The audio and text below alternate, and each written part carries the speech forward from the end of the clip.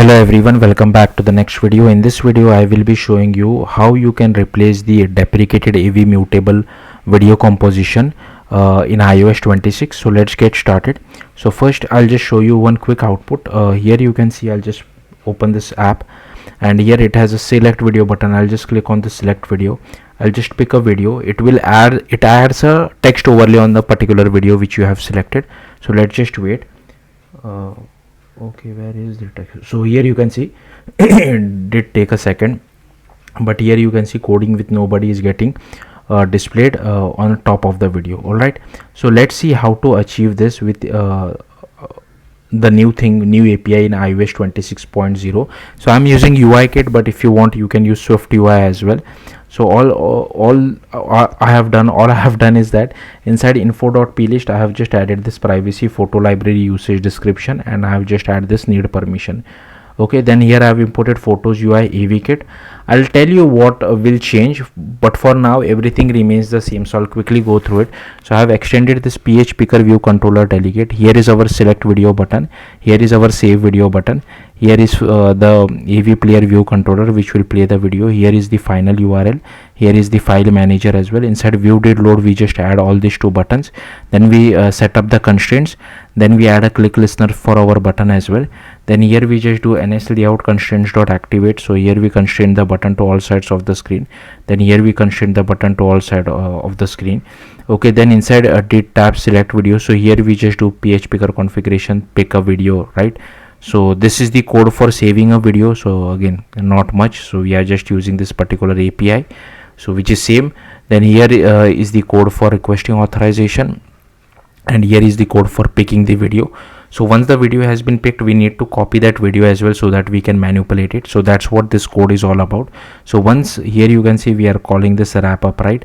We'll call this callback later on, but once we get the video copied, we just dismiss our picker and just call handle pick video result, which I'll tell you later on. So this is the entire code for like saving the video to temporary directory. So that's what again I'll simply scroll through this.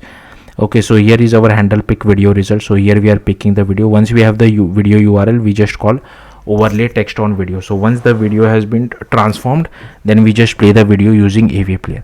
Now the entire main logic resides in this overlay text on video, but in your case it can be anything. So here we just use the AV mutable composition, which is same. Then we create an AV URL asset which is same. Then here we just check the asset video track. We get the natural size of the video, the transform as well as the duration. Then we get the video track, we insert in the time range, prefer transform. Same we do for asset audio track as well. Okay, we insert in the time range. Then here this is for overlaying the text on video, so don't worry too much about it. So this logic you may or may not need depending on what exactly you are trying to do. Okay, so this is where the changes come from. Firstly, you will have to use this AV video composition layer instruction. Okay, just give me a second.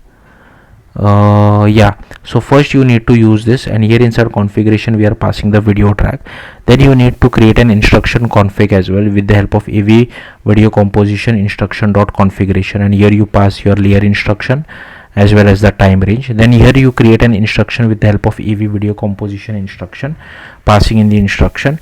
Then here we create AV video composition dot configuration. We pass the render size, frame duration, animation tool as well as the instructions to it. Then we create an AV video composition, and finally we define the export path. All right, if there is some file present, we just remove it. Then here we create the video composition, output URL, output file type should optimize for network use true, and this is how we export the video, and here we return the export URL. Now make sure you update the minimum deployment target of your iOS project to 26, because this is iOS 26 related changes. If you are still using some older version like iOS 18 or 17 or 16, I do have videos on that as well, so do check them out. Yeah, that's it. Thank you for watching. Bye.